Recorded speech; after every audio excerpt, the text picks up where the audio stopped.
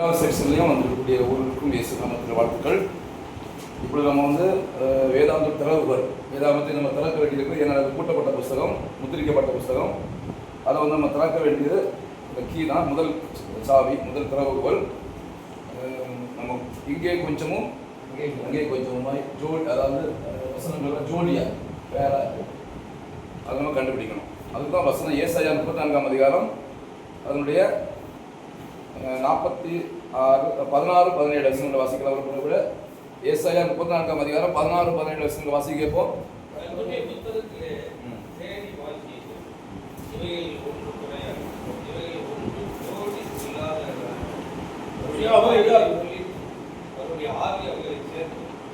அவரே அவைகளுக்கு சீட்டு போட்டார், அவருடைய கையை அதை அவைகளுக்கு அளவு நூறார் பகிர்ந்து கொடுத்தது. அவைகளுக்கு இன்றைக்கு அதை தலைமுறை தலைமுறையாக சஞ்சரிக்கும். பார்த்தீங்களா, தெளிவாக இருக்கு வசனம். ஆண்டவர் சீட்டு குளிக்கு அப்படியே போட்டுருக்காரு வசனங்களை. அங்கங்கே கிடக்குது பைபிள், ஆதியாகமத்தில் வெளிப்படுத்துறது அங்கங்கே கிடக்குது. இதெல்லாம் நம்ம கண்டுபிடிக்கணும். தேடிக்கணும், அப்பொழுது கண்டுபிடிக்கணும். அப்போ நம்ம தேடணும். தேடி அதை தேடுறதுக்கு உதவி செய்கிறது தான் பரிசுத்த ஆவி. பரிசுத்த ஆவி இல்லாமல் நம்மளை தேடி கண்டுபிடிக்க முடியாது. அப்போ பரிசுத்த ஆவியானவரை தேடி எக்ஸாம்பிள் எடுத்துக்காட்டு போகலாமா? எக்ஸாம்பிள் ஒரு வசனம் பார்க்கலாம். இப்போ ஏனக்கூடிய காரியம் எங்கே இருக்கு? ஆதியாகமம் 5ஆம் அதிகாரம் திருப்பிக் கொள்ளுங்கள். ஏனோக்கை பற்றி பார்க்கலாம். 5:17 தானே பாருங்க. 5:24 5:24 வசிங்க. ஆதியாகமம் 5:24 வசிங்க. ஏனோக்கு தேவனோட சஞ்சரித்து கொண்டிருக்கிறது. தானம் படாமல் போனான். தேவன் அவனை எடுத்துக்கொண்டார். இங்கே ஏனோக்கு தேவனோட சஞ்சரித்து கொண்டிருந்தார் என்று சொல்லியிருக்கு. காணாமல் போனாங்க எடுத்துக்கொண்டார். 3 பாயிண்ட். இப்போ இதோடைய விளக்கம் எங்க இருக்கு அப்படின்னா, உங்களுக்கு எபிரேயர் 11ஆம் அதிகாரம் எடுத்துக்கொள்ளுங்கள். 15 வசனம். விசுவாசத்தினாலே ஏனோக்கு மரணத்தை பார்த்தீங்களா? தேவன் அவனை எடுத்துக்கொண்டதினால் அவன் காணாமல். இப்போ இந்த ஒரு வசனம் மட்டும் படிச்சா நம்மளுக்கு புரிய கிடைக்குமா? அந்த மீனிங் முழுசா வைக்கல. ஆண்டவர் சீட்டு போட்டு இங்கே கொஞ்சம், இங்கே கொஞ்சமும், அங்கேயே கொஞ்சம், பழைய ஏற்பாட்டில் கொஞ்சம், புதிய ஏற்பாட்டில் கொஞ்சம், அப்படி ஆண்டவர் வச்சு. இது ஆண்டோடைய ஏற்பாடு, இது ஆண்டோடைய பிளான், ஆண்டோடைய தீர்மானம், ஆண்டோடைய திட்டம். இப்படிதான் வச்சிருக்காங்க. அப்படிதான் நம்ம படிக்கணுங்கிறது ஒரு மெத்தட். பைபிளை இந்த மற்ற புக்கில் மாதிரி படிக்கக்கூடாது. அதுக்காக தான் ஒரு வித்தியாசமாக வச்சிருக்கேன். இங்கே ஒரு வசனம், அதுக்கு ஜோடியா இன்னொரு வசனம் அங்கே இருக்குது, அந்த மாதிரி இருக்குது. அப்புறம் இன்னொரு வசனம் தெரியுமா? யூதா 14 வசனம்.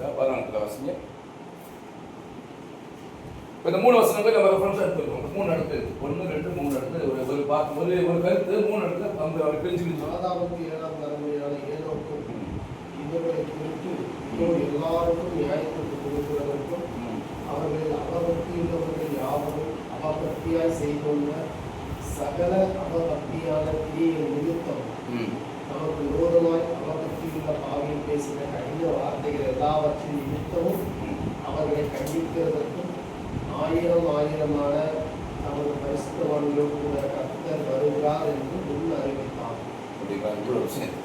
இந்த 3 வசனத்தை படிக்கும் போது இப்ப நமக்கு கிளியர் ஆகுது. முதல்ல ஏனோக்கு என்ன தேவனோட சஞ்சரித்து கொண்டு தான் இருக்கு.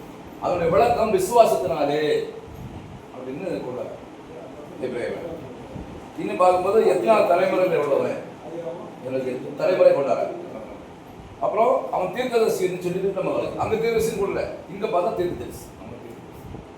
அதாவது எல்லாரும் நியாயத்தீர்ப்பு கொள்வதற்கும் அவர்கள் அவபக்தியுடைய அவபக்தியை செய்து வந்த சகல அவபக்தியான நிமித்தமும் தமக்கு விரோதமாய் அவபக்தியுள்ளவர்கள் பேசின கடின வார்த்தைகள் எல்லாம் நிமித்தமும் அவர்களை கண்டிக்கிறதற்கும் 1000 தமது பரிசுத்தவான்களுடைய கர்த்தர் வருகிறார் என்று முன்னறிவித்தான். தீர்க்கதரிசி இந்த எபிரேயர்ல அங்க விசுவாசத்தினாலே அங்க சஞ்சரித்து கொண்டு போய் காணப்படாமல் போனான். இங்க இருக்கு விசுவாசத்தினாலே ஏனோக்கு மரணத்தை காணாதபடிக்கு கொஞ்சம் விளக்கம். அங்க அப்படி மரணம் போடல, சும்மா அப்படி போயிடலாம் அப்படின்னு.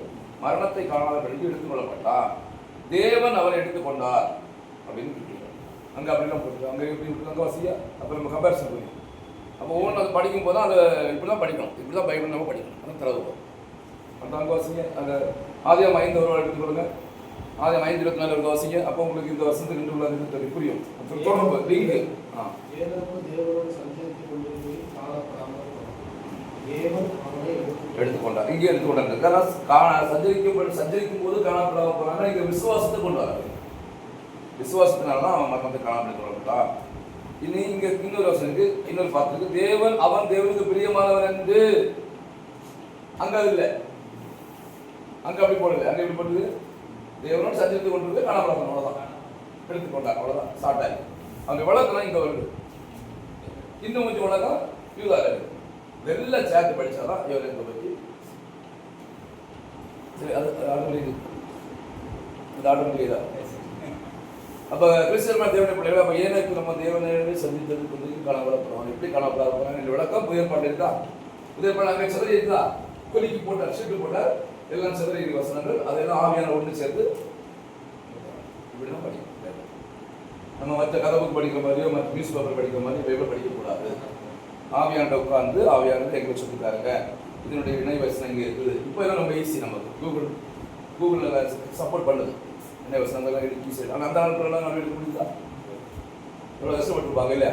ஸோ இப்போ எல்லாம் நமக்கு கூகுளில் டச் பண்ணால் போதும். ஏனோக்குனால எல்லாம் ஏனோக்கு எங்கெங்கே உண்டோ அத்தனை வேலை தான் வரும்.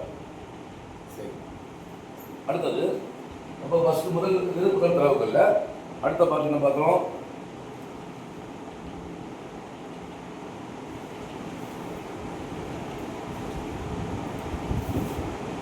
சரி, கேள்வி பதில்.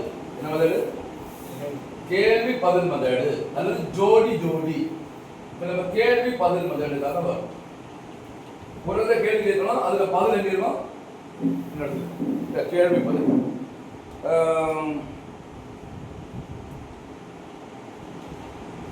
ஒவ்வொரு சுமாருடைய பதிலை அதை வசந்தி பெற்றது குறிக்கிறது. வேதாமத்தில் உள்ள ஒவ்வொரு கேள்விகளுக்கும் அதுக்கான பதில். நீங்கள் வேதாந்த கேள்வி எனக்கு ஒரு வசந்த கேள்வி கேட்கும்போது அதுக்கு பதில் அங்கே தான் இருக்கு. வேற எங்கே தேடணும்? பைபிளே இருக்கு. அதாவது கேள்வி பதில். முதல் தரவுகளில் ஃபர்ஸ்ட் நம்ம அந்த கற்பனையும் இங்கே கொஞ்சம் அங்கேயும் கொஞ்சம் இருக்குது. அது என்ன பதில் சொன்னா? கேள்வி பதில். கேள்வி பதில் கேள்வி பதில் மெத்தட். அடுத்தது வேதத்தில் 66 புத்தகங்களில் சிதறடிக்கப்பட்டு கிடக்கிறது. 66 புத்தகம் தான் உண்டு, வேற எங்கேயும் இல்லை. அங்கே இருக்கும் 66 புத்தகத்துலேயும் கிடக்கும். அதை நம்ம தேடி அதை நம்ம என்ன செய்வோம்? கேள்வி பதிலாக இணைச்சி எடுக்கணும். அடுத்தது ஏசாயா 28ஆம் அதிகாரம் 10-13 வாசிப்போம். ஏசாயா 28ஆம் அதிகாரம் அடுத்த ரெஃபரன்ஸ் எடுப்போம். அப்போ ஒரு எடுத்துக்காட்டு ஏனோக்கு வச்சு பார்த்தோம். இப்போ நம்ம ஏசாயா 28:10-13.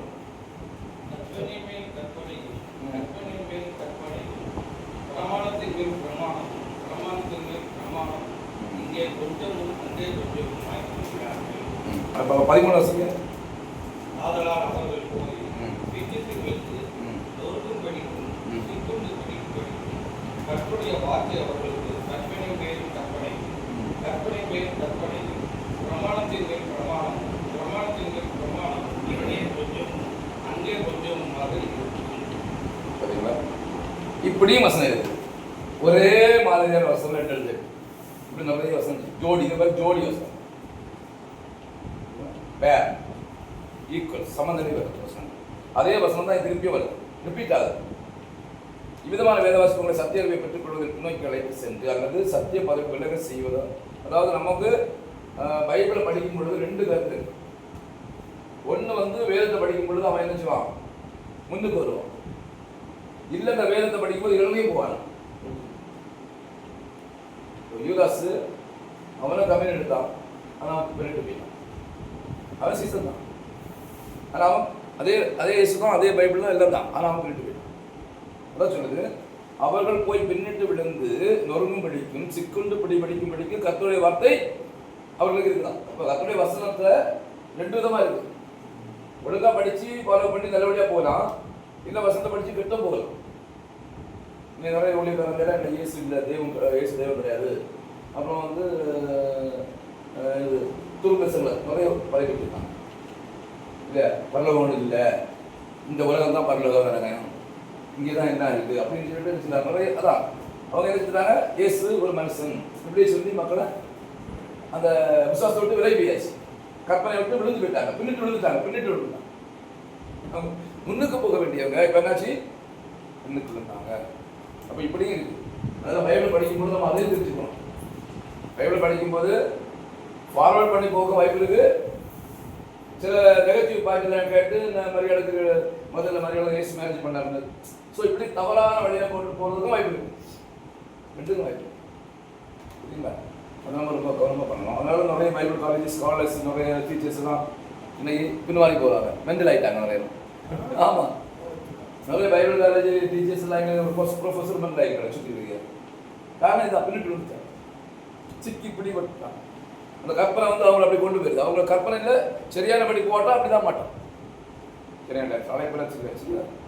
அடுத்தது யோவான் 17:17 வாசிங்க.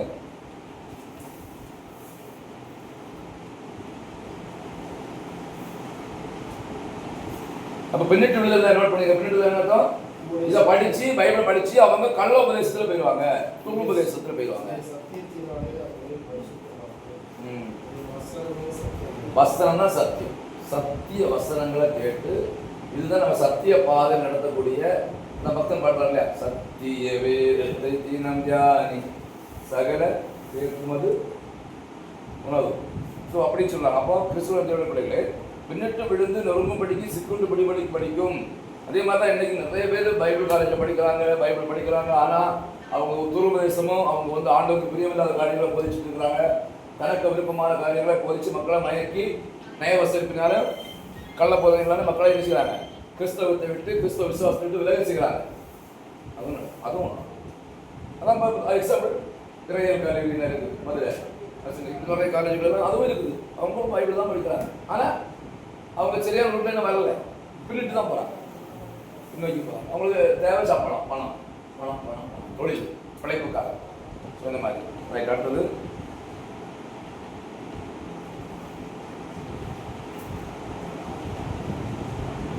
ஆத்துமாவில் வந்து ரத்தம் இருக்குதா அப்படின்னு கேட்குறாங்க.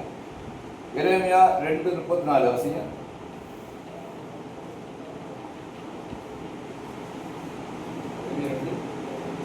எரேமியா 2:34.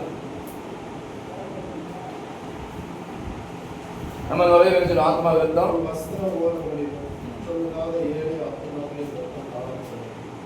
அதை போட்டி தேர்ந்தெடுப்பதால் அல்ல, அது எல்லாவற்றும் மேலும் வெளியாகி இருக்கிறது. அப்போ நம்ம அநேக வந்து என்ன செய்வாங்கன்னா, நம்ம ஆத்மாவுக்கு ரத்தம் இல்லை, மாம்சம் ரத்தம் முடிஞ்ச ராஜ்யத்தில் பிரவேசிக்காது. ஆனால் இயேசு கிறிஸ்து உயிர்த்தெழுந்த பிறகு அவருக்கு அவர் சாப்பிட்டார், புசித்திருக்கார், மீன் சாப்பிட்டார். ஸோ அப்படி பார்க்கும் பொழுது நமக்கு நம்ம வேதனை எங்கே இருக்குன்னு வேதனை எங்கே இருக்கு? ஒரு டெட் பாடியை வந்து குத்துனா அழுமா, அதை அடித்தா அழுமா? ஏன்? ஆத்மா இல்லை. அப்போ வேதனை எங்கே தான் இருக்குது? ஆத்மாவுக்கு தான் வேதனை, ஆத்மா தான் வேதனை. அதெல்லாம் ஆலோசனை. உங்களை சரீரத்தில் கொள்ளுறவர்களுக்கு பயப்படாத, உங்களுடைய ஆத்மாவை சரீரத்தையும் நரகத்தில் அழிக்க. அப்போ சரீரத்தில் நரகத்தில் சரீரம் இருக்கு. ஆத்ம அது பேர் ஆத்ம சரீரம். மண் சரீரம் கிடையாது. மண் இந்த மண்ணு கிடையாது. இந்த மண் சரீரம் மண்ணோட பேர். மண்ணோட போய் சேர்ந்துடும். ஏன்னா எனக்கு சேரும். பட் ஆவியும் ஆத்மாவும் ஒரு நாள் அழியாது. அது என்ன? ஆவி வந்து தேவன்கிட்ட போயிடும். ஆவி இதாவோட தங்கள் தேவனுடைய பரிசீலனை இதாவோட போயிடும். ஆத்மா வாழம். ஆனால் பாவம் செய்த ஆத்மா சாகுன்னா அப்படியே செத்து போகாது. அந்த மரித்த நிலைமையிலே நிரந்தர மரணம். அதுதான் ஆண்டவர் சொன்னார், 2ஆம் மரணம் சொன்னார். ஆத்மா சாகுன்னா சாகவே சாகு. அப்ப சாவு 2 விதமா இருக்கு. ஒண்ணு வந்து லிட்டரலி நம்ம எல்லாரும் செத்து தான் ஆகணும் மாம்சத்துல. இன்னொரு சாவு இருக்குது, அந்த பேரு ஆத்மாவில் சாகு. அது 2ஆவது மரணம். இங்க வெளிப்படுத்துற விசேஷம் 20ஆம் அதிகாரம். அந்த 2ஆவது மரணம் இல்லைன்னு போட்டுக்கல, நமக்கு இல்லை, அது மற்றவங்க உண்டு. வெளிப்படுத்துற விசேஷம் 20:6-7 வாசிங்க. அதாவது முதலாம் உயிர்த்தெழுதலுக்கு நம்ம பங்குள்ளவங்க ஆயிட்டோம். நம்ம முதலாம் உயிர்த்தெழுதல் தெரிஞ்சு விட்டுட்டியா, இயேசுவோடு கூட மரித்து அடக்கம் பண்ணப்பட்டு எழுப்பி இருக்கிற அடையாளமா ஞானஸ்நானம் எடுத்துக்கிறோம். அப்ப அதனால நம்ம முதலாம் உயிர்த்தெழுதலுக்கு நம்ம தகுதி ஆயிட்டோம். அதனால நம்ம 2ஆம் மரணம் இல்லை. ஆனா அவங்க எல்லாம் அந்த முதலாம் உயிர்த்தெழுதல் வரல, ஏன்னா இல்லை இயேசுவோடு கூட. அதனால அவங்களுக்கு 2ஆம் மரணம். வெளிப்படுத்துற விசேஷம் 20ஆம் அதிகாரம் முதலாம் உயிர்த்தெழுதலுக்கு பங்குள்ளவன் முதலாம் உயிர்த்தெழுதலுக்கு பங்குள்ளவன் பாக்கியவானும் பரிசுத்தவானுமாய் பாக்கியவானும் பரிசுத்தவானுமாய் இருக்கிறான். இவர்கள் மேல் இரண்டாம் மரணத்துக்கு அதிகாரம் இல்லை. தேவனுக்கும் கிறிஸ்துவுக்கும் உண்டான ஆசாரியராய் இருந்து அவருடைய 1000 அரசாங்கம். அப்ப 2 மரணம் இருக்குதா? நம்ம பைபிள்ல 2 மரணம் சொல்லி இருக்குது. நீதிமானுக்கு ஒரு மரணம், ஆனா துன்மார்க்கனுக்கு 2 மரணம் சந்திக்கணும். 2வது மரணம் நித்திய மரணம். அது அங்க சாவை தேடி அவர்கள் காணாதிருப்பார்கள். சாவை தேடுவாங்க, தற்கொலை பண்ண முயற்சி பண்ணுவாங்க, மட்டும் நடக்காது. நிரந்தரமாக செத்து கொண்டே இருப்பாங்க. அப்ப இதுதான் முதலாம் தரவு படிச்சுட்டு நம்ம முதலாம் தரவை உள்ள படிச்சுட்டோம். இன்னும் நீங்கள் அந்த நோட்ஸ் நான் உங்களுக்கு தருவேன் வாட்ஸ்அப்பில் குரூப்பில் வரும். இது நீங்கள் வீட்டில் போய் அதை தொடர்ந்து பார்த்தீங்கன்னா அதை நீங்கள் தியானிக்கணும். கண்டிப்பாக இன்னிலேருந்து நீங்கள் தியானிக்கணும். ஒரு வாரம் டைம் தலைவலியை ஒரு வாரம் டைம் இருக்குது. இந்த ஒரு வாரம் இந்த பாடங்களை திரும்ப திரும்ப திரும்ப திரும்ப நீங்கள் தியானிச்சாதான் நிறைய விஷயங்கள் எனக்கு தெரியாத விஷயம் கூட உங்களுக்கு வரும். நான் இப்போ வந்து தேர்ந்தவனான்னு சொல்லலை, நீங்கள் இதை இன்னும் தியானிச்சிங்கன்னா ஆவியானோட உதவியோடு நிறைய விஷயங்களை தெரிஞ்சுக்கணும். நான் இப்போ ஒன்று எக்ஸாம்பிள் 7 எடுத்தேன். நீங்கள் உங்களுடைய அசைன்மெண்ட் என்னன்னா, நீங்கள் இதே மாதிரி சில ரெஃபரன்ஸ் எடுக்கணும். ஜோடி வசனங்களை, கேள்வி பதில் வசனங்களை, ஜோடி வசனங்களா ஒரே மாதிரியான வசனங்கள் பைபிள் அங்கே இருக்கிறது. கேள்வி பதில்னா ஒரு கேள்வி கேட்டு ஏனோக்கு எப்படி எடுத்துக்கொள்ளப்பட்டான் கேள்வி கேட்கலாமா? அந்த கேள்விக்கு பதில் எங்க இருக்குது?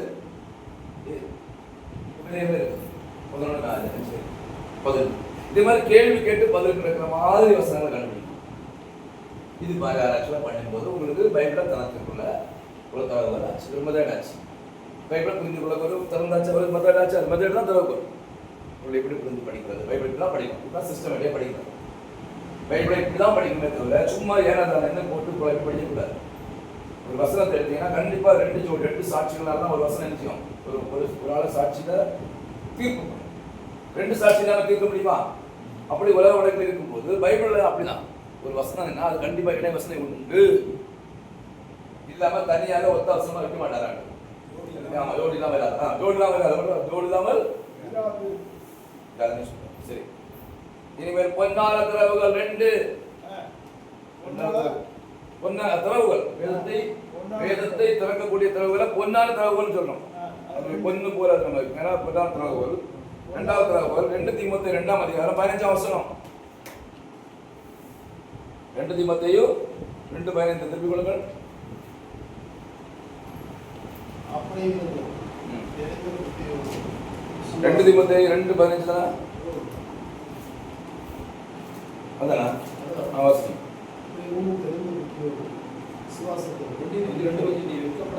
வெட்கப்படாத ஊழியக்காரனாயும் சத்திய வசனத்தை நிதானமாய் பகுத்து போதிக்கிறவனாயும் உன்னை தேவனுக்கு முன்பாக உத்தரவாக நிறுத்தபடி ஜாக்கிரதையும். நீ வெட்கப்படாத ஊழியக்காரனாக இருக்கணும், சத்திய வசனத்தை நிதானமாய் பகுத்து போதிக்கிறவனாயும்.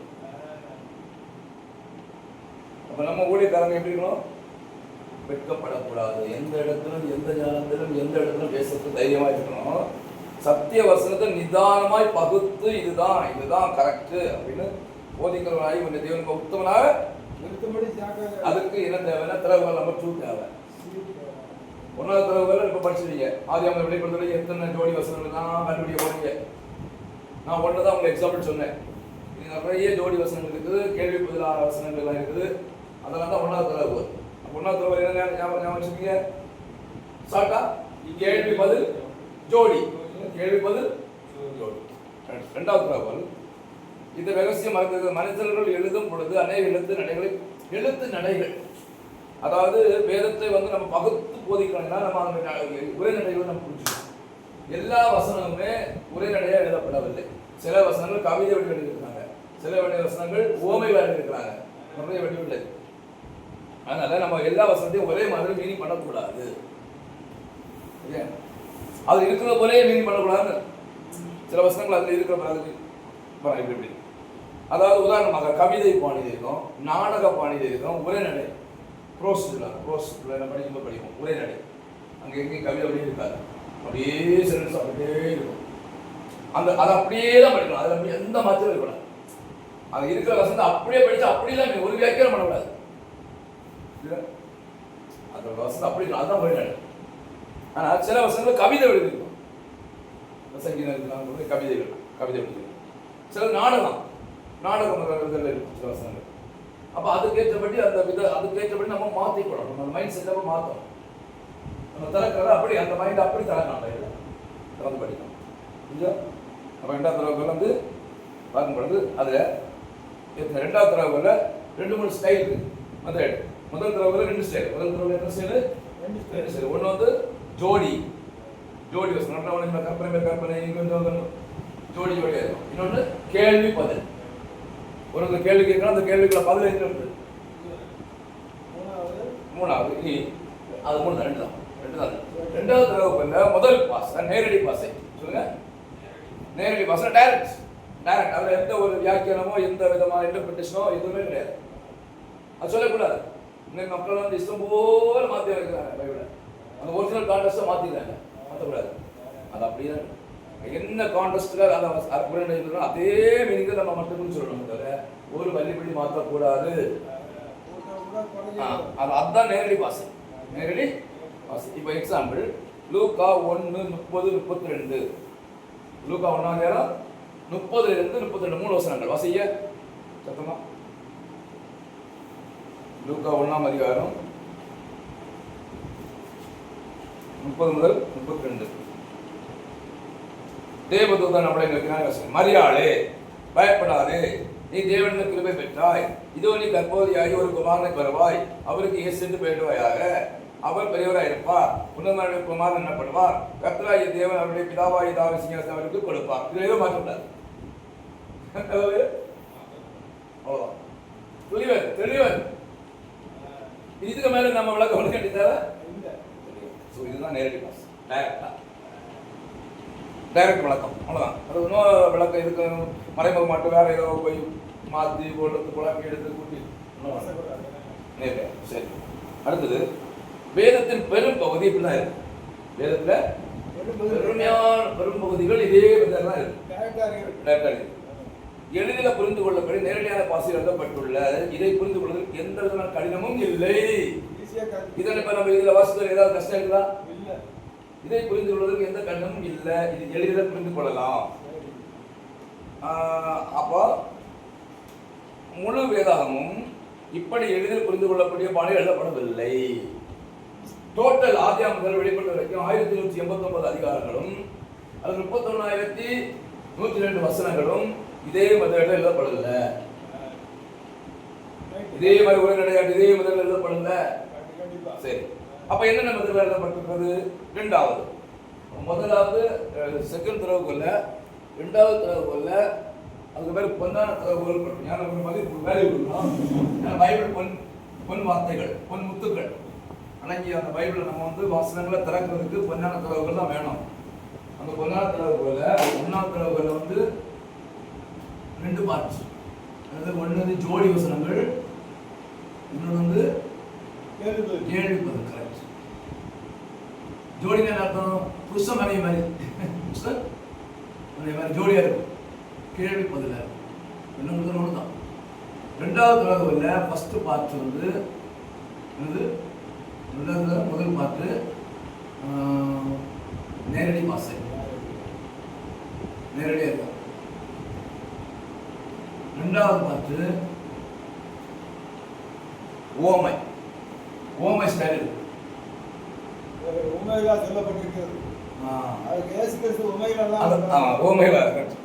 ஓமை பாசைகளை நம்ம நேரடியாக எடுக்கக்கூடாது. ஃபார் எக்ஸாம்பிள் பண்ணக்கூடாது. இப்போ ஒரு ஓமை சொல்றேன். ஐஸ்வர்யவான் அது நோட் பண்ணி மத்தேயு 19:24. அப்போ உங்களுக்கு புரியும். 19:24 வாசிங்க.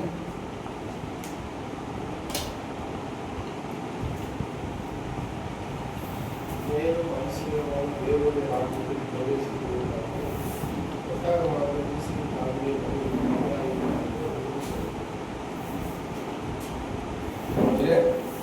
அதனால் இங்கே உங்களுக்கு நோட்ஸில் கொடுத்துருக்காங்க வந்து வேறு ஓமை கொடுத்துருக்காங்க. நான் ஒரு ஓமை எடுத்துக்கிறேன். நோட்ஸோட ஓமை நீங்கள் படிச்சுங்க. நோட்ஸில் என்ன கொடுத்தாங்க? 100 ஆடு காணாமல் போய் அதில் 1 ஆடு காணாமல் போனதில் நினைச்சாங்க. அந்த 99 ஆடையை விட்டுட்டு அந்த 1 ஆடு தேடி தோளில் போட்டதை ஓமை இருக்குல்ல. அதை நம்ம அப்படியே எடுக்கக்கூடாதுன்னு சொல்றாங்க. அது ஓமை. ஓமைன்னா ஒரு சம்பவத்தை சொல்லி அதுதான் இது. ஓமை என்ன மீனிங்கிறது? ஒப்புமை. ஒப்புமை. ஒரு சம்பவத்தை சொல்லி அதை போல இது அப்படி. அப்ப எப்படி 100 ஆடுல ஒரு ஆடு காணாமல் போய் அதை தேடுறாரோ அதே போல 100 நீதிமான்கள் இருந்தது, அது ஒரு பாவி காணாமல் போய் அந்த பாவியை தேடி 100 நீதிமான்கள் முக்கியம் இல்லை, அவருக்கு 99 இல்லை. இந்த ஒரு பாவிக்காக தான் இயேசு வந்தார். 99 ஏஞ்சல்ஸை குறித்தோம்னா ஒரு மனுக்குலம் 99 என்பது ஏஞ்சல்ஸை குறிக்குது. அவங்களுக்காக இயேசு வரல, அவங்கள விட்டு இந்த மனுக்குலத்தை தேடி வந்தாரு. நம்ம அப்படி எடுத்துக்கமா? ஸோ இப்படி எடுக்கலாம் ஓமையில. அதை நீங்கள் வாசினா புரியும். நான் ஷார்ட்டாக சொல்லிட்டேன், அது உங்களுக்கு நோட்ஸ் இருக்குது, வாசினா புரியும். இங்கே என்ன ஓமை? எக்ஸாம்பிள் நாங்கள் இதில் சொல்லப்பட்ட ஓமை 99 ஆடு +1, 100 ஆடு +1. ஒன்று காணாமல் போகிற காணாமல் போன ஆடு, காணாமல் போகிற ஆடு. என்ன ஓமை இது? காணாமல் போன ஆடு. இதே மாதிரி எத்தனை ஓமை இருக்குது? 39 ஓமை இருக்குது பைபிளில். எத்தனை ஓமை இருக்குது? அப்படியே 39 ஓமைகளில் இப்போ 1, 2, 1 2வது நான் சொல்லிட்டேன். அதுக்கு மீது 37 கண்டுபிடிக்கணும். கண்டுபிடிச்சு தியானிக்கணும். அப்போ நம்ம இங்கே இருந்து ஒரு அவுட்லைன் தான் கொடுக்க முடியுமே தவிர நான் இன்னைக்கு 39 ஓமை உங்களுக்கு கிளாஸ் கொடுக்க முடியாதுப்பா. Okay okay. அப்போ நான் வந்து ஒரு அவுட்லைன் கொடுக்குறேன். இந்த மாதிரி எல்லாம் மெத்தட், இதே மெத்தட்னா நீங்கள் மற்ற ஒரு இடம் வச்சுக்கணும். படிக்கணும். அதுக்கு இந்த ஓமை தான் எடுக்கணும். அது அப்படியே எடுக்கக்கூடாது. ஸோ அதெல்லாம் ஒரு எக்ஸாம்பிள், ஒரு ரோடு மாடல், அதை வந்து ஓமையெல்லாம். இப்போ நான் சொல்றது ஐஸ்வர்யவான் தேவனுடைய ராஜ்யத்தை பார்த்துருமா? 5 minutes தான், 5 நிமிஷத்தை பார்க்கலாம். ஐஸ்வர்யவான் தேவனுடைய ராஜ்யத்தில் பிரவேசிப்பதை பார்க்கல. மொத்தமானது ஊசியின் காது நுழைவு.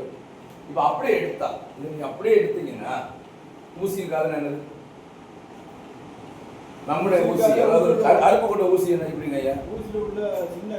அந்த ஓட்டை கரெக்ட். நமக்குள்ளே இப்போ ஒரு நேரடி பஸ் இல்லைல்ல, அப்போ எப்படி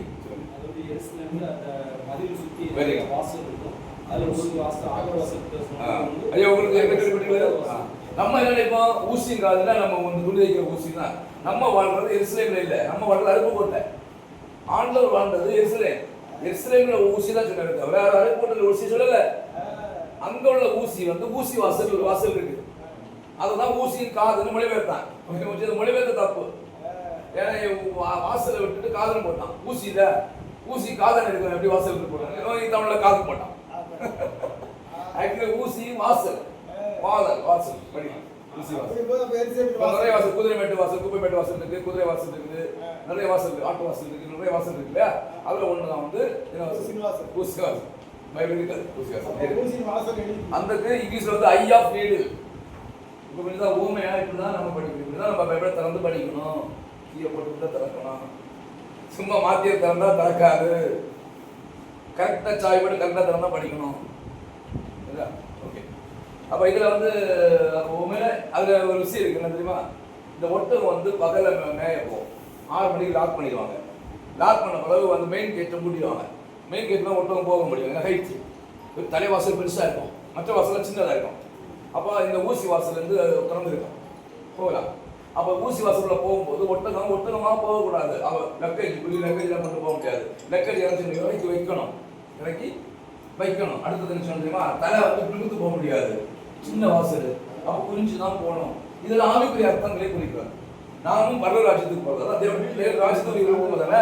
நாமும் பரவத்துக்கு போகிறதுனா நம்ம என்ன சொல்லணும்? தேவையில்லை காரியங்களை, பாவம் பாவத்தை தூக்கி வைக்கணும். அப்போ நம்ம பரவத்துக்கு போக முடியாது. தேவையில்லாத அசுத்தங்கள், பாவங்கள், பாவங்களை தூக்கி வைக்க வச்சணும். வச்சு தான் உள்ள போக முடியும். ஏன்னா தேவனுடைய ராஜ்யத்துக்கு போகிற இடுக்கமான வாசல், வழி நெருக்கமான வாசல் வரலாய்ப்பா. ஸோ அப்படி போகணும். அடுத்தது 2வது, தன்னை தான் தாழ்த்தினவன் உயர்த்தப்படுவான். அப்போ தாழ்மையுள்ளவர்களுக்கு என்று கிடைக்கிற ரசித்தாவி. இப்போ தாழ்த்தினா போக முடியும். அப்போ தாழ்மை. அடுத்தது 3வது, இது வந்து வயது ரொம்ப தண்ணி குடிச்சு ரொம்ப புரிஞ்சிருக்கும். ஒரே ஒருத்தர் மட்டும் ஒரு டைம்ல வந்து 10 குடம் தண்ணி குடிக்கும். இது ஒன்று 10 குடம். அப்போ பாருங்களா, ஒரு 10 குடம் தண்ணினா ஒரு பயங்கரமாக பெரிய இருக்கும். அப்போ அந்த மாதிரி வயலை பெருத்து இருக்கும். பாலைவனப்புலாம் நடந்து போகணும், இந்த தண்ணி தான் எடுத்துக்கலாம். ஒரு பெரிய அந்த நல்ல வயல் பெருசாக இருக்கும். அப்போ வயல் பெருசாக எடுத்து போக முடியுமா? நான் இதே மாதிரி ஒரு பிரச்சனை போனால் சிரிச்சாங்க. அந்த மாதம் வந்து வயல் பெருசாக இருக்கும், பாஸ் போக மாட்டார் அப்படின்னு. அதனால் வயறு பெருசாக இருக்கிறது அப்படி சொல்லலை. சரியா, வயறு பெருசாக என்ன போக முடியாது இல்லை. அது மீனிங் என்ன, அதான் அப்படி எடுக்கூடாது சொல்லி அதனால நேரில் எடுத்துக்கேன். வயறு பெருசாக இருந்தாலும் அப்படின்னா வயறு பெருசுக்கு என்ன நம்ம ஒடுக்கணும். மற்றவங்க அதட்டுவாங்க கட்டுவாங்க. இப்போ விட்டு வாங்கி கட்டுவான், நீ தட்டுவான், பக்கத்தில் கட்டுதல் வரும், கஷ்டங்கள் வரும், நெருக்கங்கள் வரும், பாடு வரும். அதுதான் நம்மளை பரவத்தை கொண்டு போகுது. அப்படி அதனால வயர் பெருசாக இருக்குன்னு அப்படி கிடையாது. அப்போ வயர் பெருசாக இருக்கிறது என்னன்னா, வயர் பெருசாக இருந்தால் உலகத்தில் நம்ம ரொம்ப நேசித்து பெருசாகிடக்கூடாது, உலகத்தை பெரிய ஆளாக காட்டிக்கூடாது. நம்ம ஒடுக்கி போகணும். நம்ம காட்டு ஒடுக்கி நான் ஒன்றும் இல்லாடுவேன், நான் தூப்பை, நான் தூசு அப்படின்னு நம்ம ஒடுக்கி போகணும். மற்றவங்க ஒடுக்கலாம் கூட நம்ம அதை சகித்து போகணும். நம்ம ஏற்றுக்கக்கூடாது. ஏசு எங்கே எடுத்துனாரா அதெல்லாம் சகித்து அடி வாங்கினாரு, கார் துப்புனாங்க. இது எல்லாத்தையும் நம்ம சகித்து தான் நம்ம தேவராஜுக்கு போக வேண்டும் என்பதான் அதான் அந்த ஒட்டகமான ஊசிக்கு அதில் போகிற விஷயம். இல்லைன்னா நம்ம நினைக்கிற ஊசியில் ஒட்டகத்துக்கு முடியே போகாது. ஒட்டகத்துக்கு முடியே உள்ள போது ரொம்ப கஷ்டம். விட்டு போவோம் நம்ம நினைச்ச ஊசி. ஆண்டவர் வந்து கற்பனை எட்டாத காரியத்தை சொல்ல மாட்டார், முடியாத காரியத்தை சொல்லவும் மாட்டார். முடியும், ஆனால் கொஞ்சம் கஷ்டப்பட்டு போவோம். ஐஸ்வர்யம் போக முடியாது இல்லை. ஐஸ்வர்யம் போக முடியாதுன்னா ஆபிரகாம் யாரு? 318 வேலைக்காரன், பூமி தாங்கக்கூடாத சொத்து, ஐஸ்வர்யவான். ஈசாக்கு யாரு? 100 மடங்கு விதைச்சி பலன் பெற்றவன். யாக்கோபு அப்பா போதுமான வேண்டியதெல்லாம் இருக்குன்னு சொல்லுவாங்க. அப்போ இவங்க எல்லாம் பெரிய ஐஸ்வர்யவான்கள். யோபு இவங்க எல்லாம் பலத்துக்கு போக மாட்டாங்களா? போறாங்க. ஏன்? அவங்க எல்லாம் இருந்துச்சு, எல்லாத்தையும் தூக்கி வச்சுட்டு யாக்கோபு எல்லா பரிவாரத்தை தூக்கி வச்சுட்டு தனியாக போய் போனாங்கன்னா இல்லையா, ஜெபிச்சானா இல்லையா? அவன் எல்லாத்தையும் இருந்தும் அதன் மேல் நம்பிக்கை வைக்காம ஆண்டவரை சார்ந்து பரதேசியை போல வாழ்ந்தார்கள்.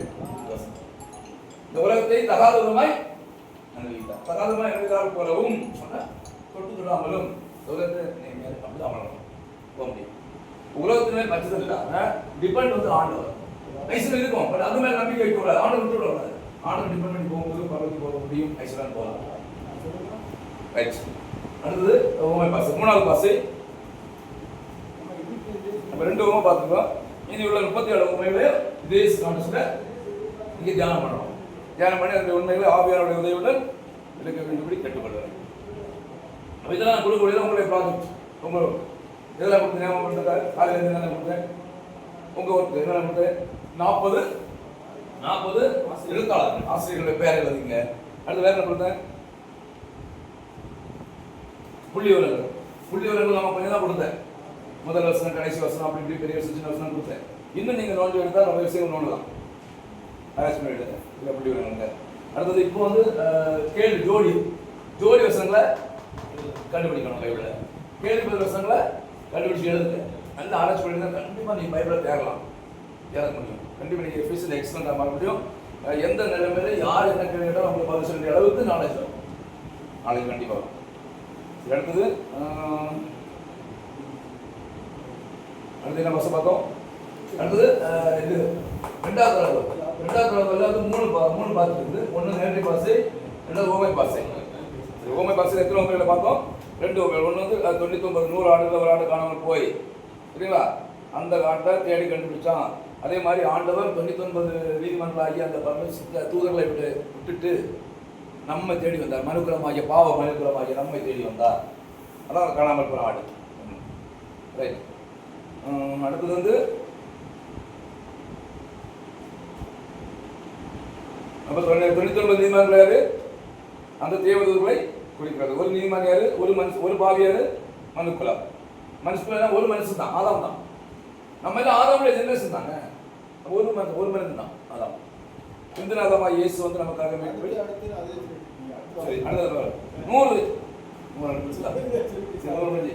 அடுத்தது வந்து நமக்கு ஏசாயா 53 6 வாசிங்க. இன்னொரு ரோமர் 6:23. 53 6. நம்ம இப்ப அதை கம்பேர் பண்றோம். இப்ப நம்ம அந்த காரியத்தை நம்ம இப்ப கம்பேர் பண்ணி கொண்டு வரோம் பாருங்க. இப்ப அவர் சொன்னார்ல, அந்த ஓமையில வந்து ஒரு ஓமை சொன்னார்ல, 99 ஆடு ஒரு ஆளு காணாம போய் 99 ஆடு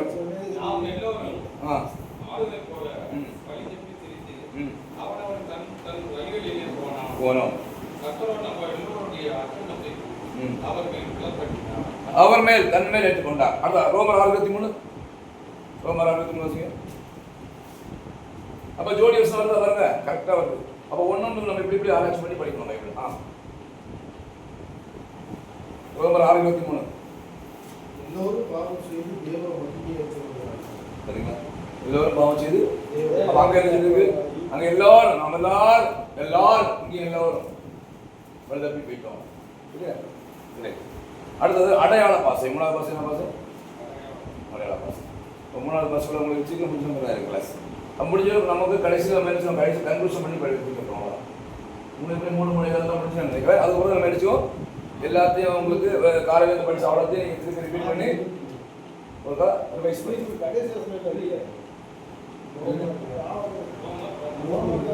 ரோமர் 6:23. பாவத்தின் சம்பளம் மரணம், தேவனுடைய கிருபை 3:23. அப்படி சொல்லுங்க. 6:23 நீங்க வந்தானா? சரி, அடுத்தது யோவான் 3:16 செய்ய 3:16. தேவன் தம்முடைய ஒரே பேரான குமாரனை அவரை தந்ததற்கு இவ்வளவு வாயுலகத்தில் இப்படி எழுதணும் இல்லையா? அந்த ஒரு மனுஷன் கெட்டு போகாமல், ஒரு மனுஷன் கெட்டு போகும் யாரெல்லாரும் மனம் தம்ப வேண்டும் என்று நம்ம எழுதி கொடுக்கிறார். நம்ம எல்லாருக்காகவும் கெட்டு போகாமல் நிறுத்தினை அடைவதற்காக. ரோமை அடையாள பாசம் போதுமா? 3வது பாசம் அடையாள பாசம்.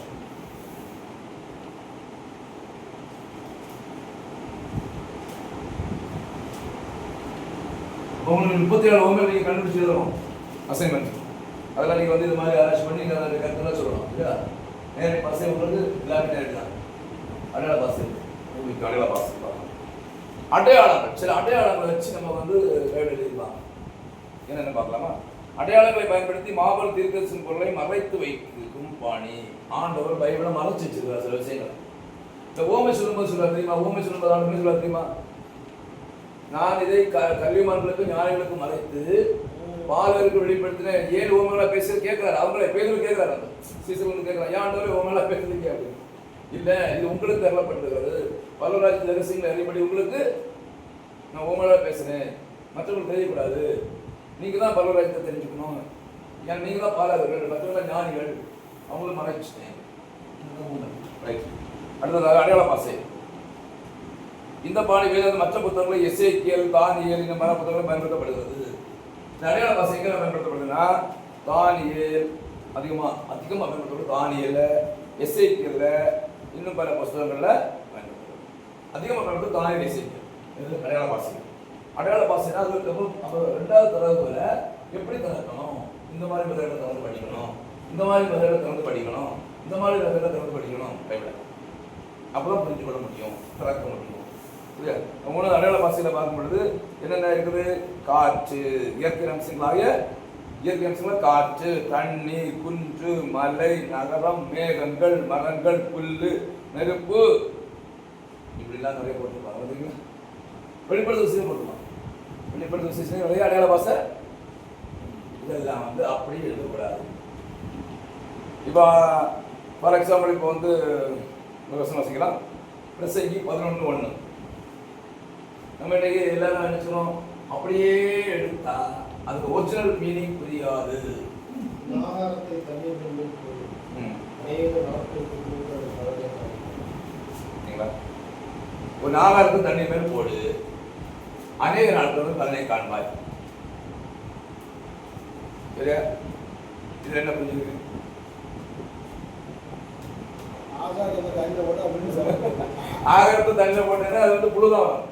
மீன் சாப்பிடணும். அநேக நாள் கழிச்சு புழுதான் வரும். மீனே இல்லைன்னு வச்சுக்கோங்க.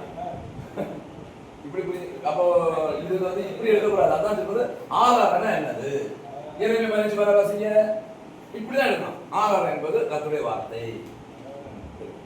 ஆகாரம் இறைமை 15 இப்படிதான் வசனங்களை படிக்கணுமே தவிர இப்படிதான் திறந்து படிக்கணும். தகவலை வச்சுதான் படிக்கணும். அடையாள பாசைங்கிற தகவலை பயன்படுத்தி படிக்கணும். வார்த்தைகள் வார்த்தைகள் சந்தோஷம்,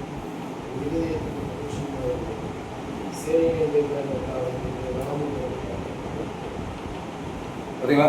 அப்போ நம்ம ஆகாரத்தை தண்ணியில் போட்டால் கொஞ்ச நாள் கரைஞ்சி போயிடும், புழுவாக போயிடும். இதெல்லாம் வந்து அது அடையாளம் தெரியாமல் போயிடும். அடையாளம் தெரியாமல் உரு தெரியாமல் போயிடும். அரிசியாகவே இருக்காது. அப்படி நல்லது வேற ஏதாவது. ஸோ அதனால அப்படி படிக்கக்கூடாது. ஆகாரத்தை தண்ணீர் மேல் போடணும். ஆகாரம் என்பது என்ன படிச்சணும்? கர்த்தருடைய வார்த்தை. தண்ணீர் என்ன பார்க்கலாமா? தண்ணீர் என்றால் வெளிப்படுத்தின விசேஷம் 17ஆம் அதிகாரம் 15ஆம் வசனம். தண்ணீர் இப்படிதான் படிக்கணும். சும்மா நம்ம நினைச்சதோட அப்படியே படிச்சேன்னா புரியாது. இன்னும் அவன் என்னை நோக்கி அந்த வேசி உட்கார்ந்திருக்கிற தண்ணீர்களை கண்டாயே. அவைகள் ஜனங்களுக்கு 17 இன்னும் அவன் என்னை நோக்கி அந்த வேசி உட்கார்ந்திருக்கிற தண்ணீர்களை கண்டாயே. அவைகள் ஜனங்களும் கூட்டங்களும் ஜாதிகளும் வாசைக்காரர்கள். தண்ணி தண்ணீர்ன்றதுக்கு ஜாதி வாசிக்காரர்கள் உலக ஜனங்கள். உலக ஜனங்கள் மேல கர்த்தருடைய வார்த்தையை போட்டேன்னா கண்டிப்பாக கொஞ்ச நாள் கழிச்சு அநேக நாட்களுக்கு பல வருஷங்கள் கழிச்சு பண்ணி கொள்ளுவோம். இப்படிதான் படிக்கணும். இப்படிதான் வசனங்களை பயவிட நம்ம அந்த மாதிரி தரவுகள் பயன்படுத்தி இந்த தரவுகள் இன்னொன்று பாருங்க, புளித்த மாவு இருக்கலாம், அது பார்க்கலாமா? புளித்த மாவு. அப்போ இது அநேக நாட்களுக்கு கொஞ்சம் நேரத்தை அதை முடிச்சுக்கணும். அநேக நாட்கள் நேரத்தும் தேவனுடைய ராஜ்யம் ஸ்தாபிக்கப்படும் காலத்தை குறிக்கிறது. அநேக நாட்கள் ஆண்டோடைய ராஜ்யத்தில் வரும் பொழுது நீ பார்ப்ப, ஓ இந்த ஊரில் நான் டேக்ஸ் கொடுத்தா அந்த ஆத்மாவும் இருக்கும். எப்படி இங்கே வந்த நீங்க அன்னைக்கு ஒரு டேக்ஸ் கொடுத்தீங்களா? அதை வாசிக்கணும். அநேக நாட்களுக்கு முன்பு அந்த பலனை பலனரும் நம்ம வந்து வாசிப்பு இல்லாமலும் திரும்புவார்கள்.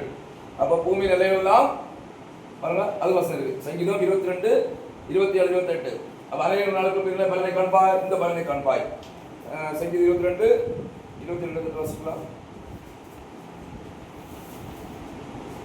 27, 28.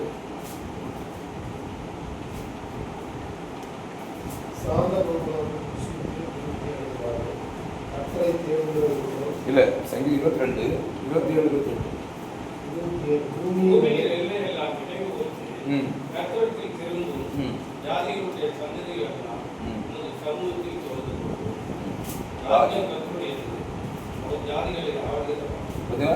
பூமி இலையில திரும்புதா? நம்ம இப்ப நினைப்போம், ஐயோ அவன் RSS, அவன் BJP, அவன் எல்லாம் வருவான்.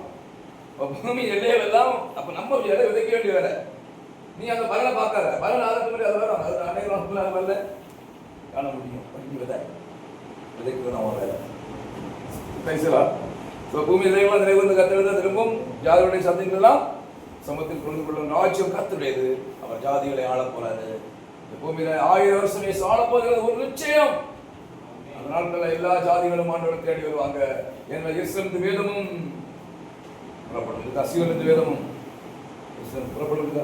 கத்துடைய பிள்ளைகள் இருந்தால் வேதம் எங்கேயும் ஆசீர்வாதம். ஐயோ எல்லாம் எங்க போவோம், வாங்க வாங்க வேலைக்கு போவோம், எல்லாம் ஓடி இருக்காங்க. சரி, அப்ப நம்ம இனி புளித்தமா பற்றி பார்த்துருமா? புளித்தமா வாசிக்க நம்ம புளித்தமா பற்றி சொல்லுங்க.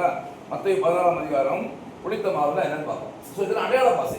புளித்த மாவுனா அப்படியே புளித்த மாவுனே நீ பார்த்துட்டு வராது. ஐயோ புளித்த மாவு. இப்போ மத்திய 16, 12 வாசிங்க. அந்த புளித்த மாவுனா என்னன்னு தெரியும். 16, 12. மத்திய 16, 12. 16, 16. மத்திய 16, 12. அப்பொழுது அவர் அப்பத்தின் புளித்தமாவை குறித்து எச்சரிக்கையாக இருக்க வேண்டும் என்று சொல்லாமல் பரிசேயர் சதுசேயர் என்பவர்களின் உபதேசத்தை குறித்தே அப்படி சொன்னார்கள் என்று அர்த்தம். புளித்தமாக என்பது நம்ம பிடிச்ச பரிசேயர் சதுசேயருடைய உபதேசம், துருபதேசம், கள்ள உபதேசம். அதாவது சரியான உபதேசம் இல்லை. ஆண்டோட ராஜ்யத்தை பற்றி சரியான உபதேசம் இல்லாத எல்லாமே புளித்தவா. கட்டுக்கதைகளுக்கு செவிசாக்கி காலவர் சொன்னாரா இல்லையா? உபதேசத்தை விட்டு சத்தியத்தை விட்டு விலகி கட்டுக்கதைகளுக்கு செவிசாக்கினார். இன்னைக்கு அதான் செவிசாக்கிறாங்க. ஒரு பிரசங்கர் வந்தாருன்னா நாளைக்கு காலம் சொன்னாருன்னா ஆஹா சத்தியத்தை சொன்னாங்கன்னா அவன் பாட்டு வழி போட்டோம். இல்லைன்னா வந்து வேண்டாம், அடுத்தாவது சத்தியத்தை சொன்னாலே சத்துருவாயிரும். அதில் முடிஞ்சு நீ கன்வென்ஷன் அவ்வளோதான். சத்தியத்தை சொல்ல முடியாது. உள்ள கட்டுக்கதை வம்சம் வரலாறுன்னு பாரம்பரியம் அமர் கதையில சோதனை எல்லாம் சொன்னாங்க. 2 உட்கார்ந்து மனிதனோட 2 இருக்கலாம். இதுதான் பிடித்தமாகும். ஆண்டவருடைய உபதேசம் இல்லாமல் சத்தியத்தை இல்லாமல் அசத்தியத்தை சொல்லக்கூடியது செவிசாக்கும் காலம் வரும் சொன்னார். சத்தியத்தை விட்டு அசத்தியத்துக்கு செவிசாக்கும் காலம் வரும் சொன்னாரா இல்லையா? சரி, இப்போ அந்த சதுசேய பரிசேயுடைய உபதேசம் என்னது? அந்த பொய் உபதேசம். அது என்னது? அந்த அந்த புளித்தமாவது என்ன உபதேசம் தெரியுமா? அதை வாசிங்க. அப்போஸ் 23:8. இதுதான் அவங்களுடைய உபதேசம். அவங்க அது ரொம்ப எச்சரிக்கையாக எடுக்க சொன்னார் ஆண்டவர். ஏன்னா அது வந்து தெய்வீகத்துக்கு முரண்பாடானது, தெய்வீக திட்டத்தில் கிடையாது. அப்போ 23:8 இதுதான் அந்த பிடித்தமாகும் நல்ல உபதேசம். 24 சதுசேயர் உயிர்த்தெழுதலே இல்லைன்னு சொல்றான். உயிர்த்தெழுதல் இயேசு கிறிஸ்து வந்தது என்னது? அப்ப இயேசு இல்லைன்னு அர்த்தம். உயிர்த்தெழுதல் பேஸ்மெண்ட், கிறிஸ்தவத்தில் பேஸ்மெண்டே உயிர்த்தெழுதல் தான். உயிர்த்தெழுதல் இல்லை என்று சொல்லிக்கிறோமே. ரைட். அடுத்தது நம்ம நிறைய 3வது வாசிக்கிறோமா? 3வது திறவுகள், கடைசி திறவுகள், லாஸ்ட் 3வது பொன்னான திறவுகள் போகும். இதோட நம்ம கிளாஸ் முடிஞ்சாலும் நமக்கு வந்து ஒரு ரிவைஸ் பண்ணி பார்க்க வேண்டியிருக்கோம். எப்படியும் 3-4 மணி கரெக்டாக சொன்ன மாதிரி டைமில் உங்களுக்கு போயிடலாம். எனக்கு தெரிஞ்சு 3:30 முடிச்சுன்னா நினைக்கிறேன். சீக்கிரம் முடிச்சு பார்ப்போம். நம்ம அதுக்காக ரொம்ப வேவ் பண்ணலாம். நம்ம நிறைய டிஸ்கஸ் பண்ணிட்டு ஓகே போகலாம். வேத ஆராய்ச்சி 3வது திறவுகள் என்னவென்றால், ஒரு தலைப்பின் கீழ் பாடங்களை படிக்கணும். பைபிள் படிக்கணும். ஒரு தலைப்பை வச்சு படிக்கணும். பைபிள ஒரு தலைப்பு எடுத்து அன்பு அன்பை பற்றி அப்படியே அதான் நம்ம பண்ணிட்டு இது எல்லாமே என்னது 3வது திறவுகளை நம்ம பயன்படுத்தோம். சில ஊமை நாளவும் அதிகமாக போட்டேன். ஊமை பேசுறேன். சில நேரடி அடிக்கிறது தான். நேரடி அடி சில அடையாளம் போடுவாங்க. நிறைய பேர் சிஸ்டிபியூஷன்ஸ்ல அந்த அடையாளம் பாச போடுவாங்க. என்னது சம்மட்டி போலவும் கத்துடைய வார்த்தை இல்லையா? அக்கினி போல வருது. அக்கினி ஒரு வழக்கம், சம்மட்டி ஒரு வழக்கம். அது அது பூனை கணக்கு புத்துகாயம் அதுக்கெல்லாம் விளக்கம் வரும். அங்கே சபையில் பயங்கர விளக்கம் வரும். வியாக்கியம் அவர் தெரியுங்க. சரியாக ஆப்ரேஷன் நடக்கும். அது இல்லையா? அந்த மாதிரி எண்ணெய்னா பரிசுத்தாவியை பிடிக்கும். எண்ணெய் ரத்தம், ரத்தம் இது மாம்சம். ரத்தம்னா உலக மாமிசம் பிசாசு சொல்லுவாங்க. நிறைய கொடுக்குறோம். சரியா? உலகம் நிறைய அதில் ஒரு டாபிக். இதெல்லாம் ஓமை என்ன வசைகள்? இதெல்லாம் வந்து அடையாள வசைகள். அடையாளப்படுத்தும். மண், சம்மட்டி நல்லது, கத்தரி இது கத்தி நல்லது, உப்பு நல்லது. உப்பு பூமிக்கு பாரு, நம்ம உப்பு கிடையாது. அது உப்பு போல தலைப்பு எழுதப்பட்டிருக்கோம். ரொம்ப வேகமாக இருக்க மாட்டேங்குது ஐயா, ரொம்ப வேகமாக இருக்க மாட்டேங்குது.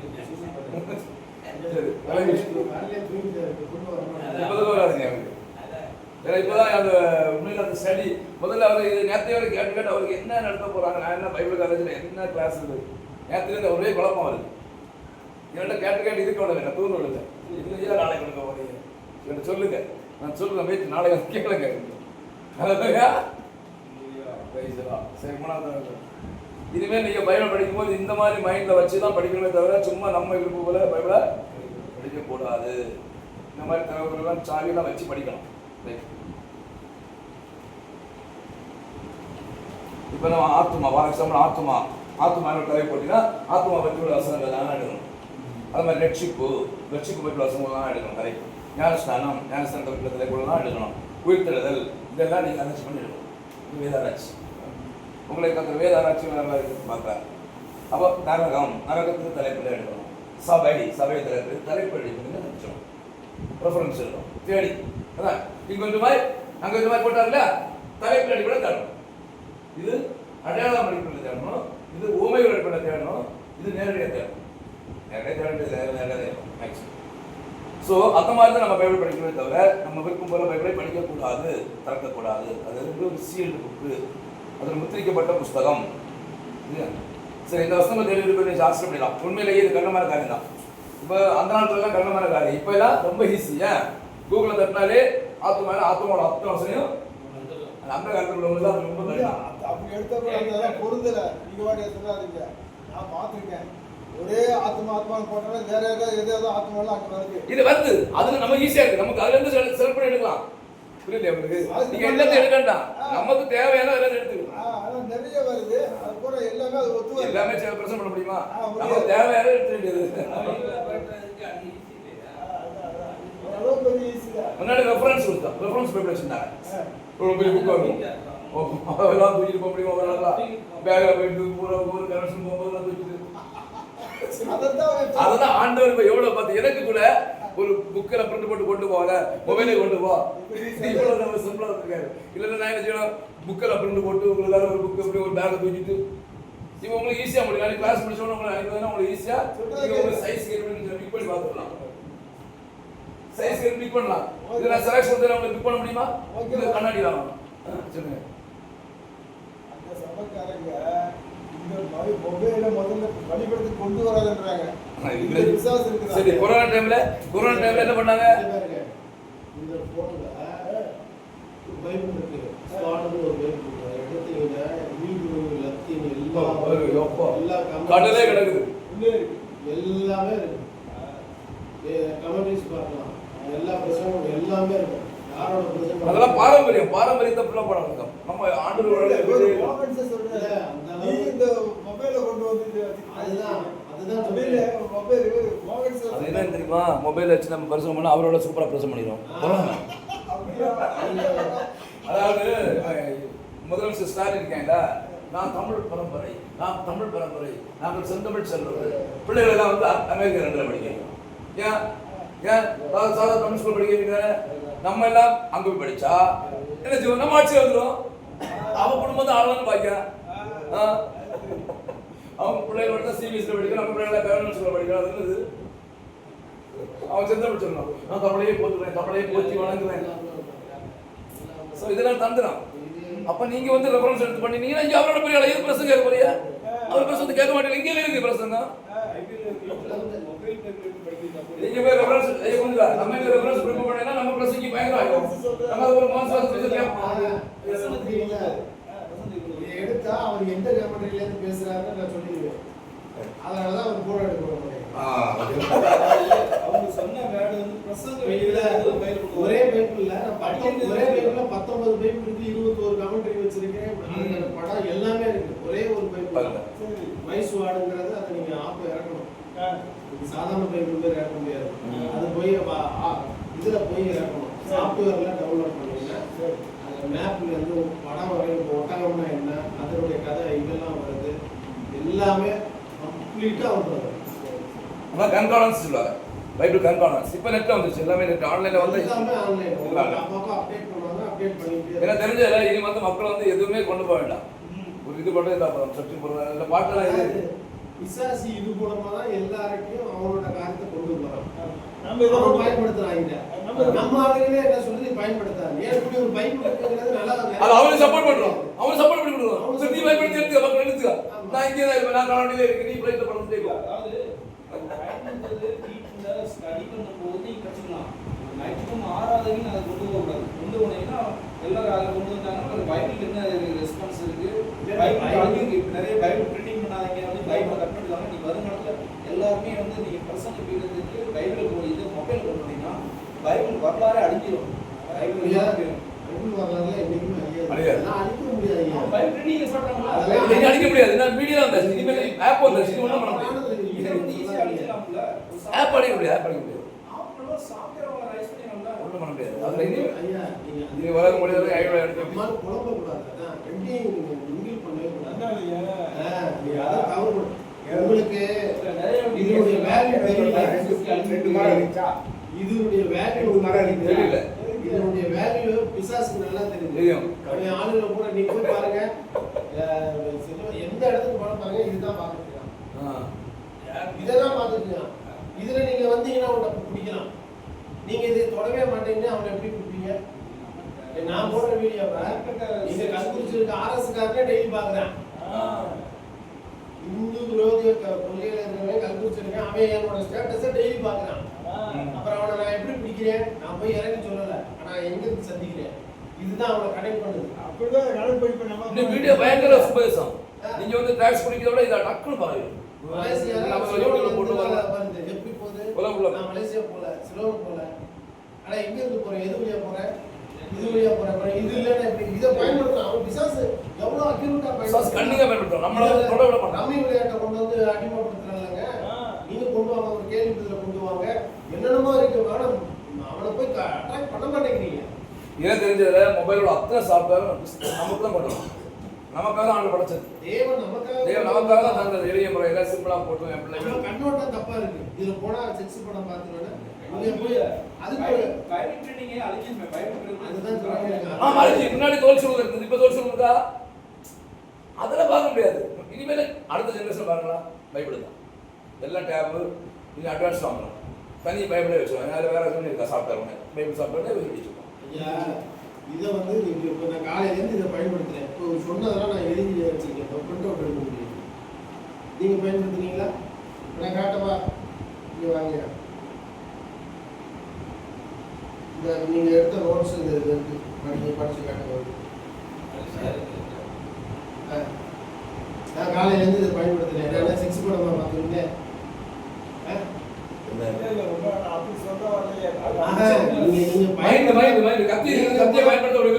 நீங்க முதல் பயன்படுத்தினாங்க, அதை பத்தி பேசுவீங்க தெளிவா. அவன்கிட்ட அவன் கொண்டு வரலாம், பார்க்கலாம், பைபிள் பார்க்கலாம். இதுலயே பாட்டு வாசல்ல என்னன்னு நீங்க போய் பார்த்தரலாம். அவனை தெரிஞ்சு வச்சுக்கோங்க. சர்ச்சைக்கு அதை கொண்டு வர்றதுனால இல்ல, சபையில பேசுறதுக்கு பயன்படுத்தாதீங்க. சரியா? அதுதான் சரியான கருத்து.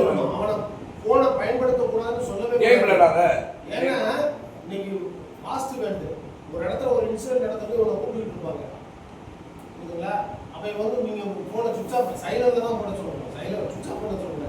சைலண்ட் போட்டா 10 தடவை ஒருத்தன் கூப்பிட்டுருப்பான், ஒரு அவசரத்துக்கு கூப்பிட்டுருப்பான். நச்சு முடிஞ்சோடனே அவன் போய் கேட்பான். அதாவது நீங்க வந்து அந்த யூத பாரம்பரியத்தின்படி அவன் வந்து சொல்லுவான் பாருங்க, அப்படியே இப்படிதான் இருக்கணும், எப்படி இருக்கு அந்த மாதிரி தான் கொண்டு போறாங்க. நீங்க பாசஸ் நான் சைலண்ட் தான் போடுவேன், நான் வந்து சுவிட்ச் ஆஃப் பண்ண என்ன அவரே சொல்ற ஓய்வு நாள்ல ஒருத்தருக்கு ஆடு விழுந்தா தூக்கி விடக்கூடாது, தூக்கி விடணும்ல. அந்த மாதிரி ஒரு இடம் சைலண்ட்ல போட்டா உங்களுக்கு ஒரு டிஸ்டர்ப் பண்ணாது, சவுண்டே கேட்காதுங்க, அப்படியே இருக்கும். உங்களுக்கு தெரிய வரவே தெரியாது. நீங்க சரியா பயன்படுத்துனீங்கன்னா மக்களுக்கு சரியா பயன்படுத்த சொல்லி கொடுங்க.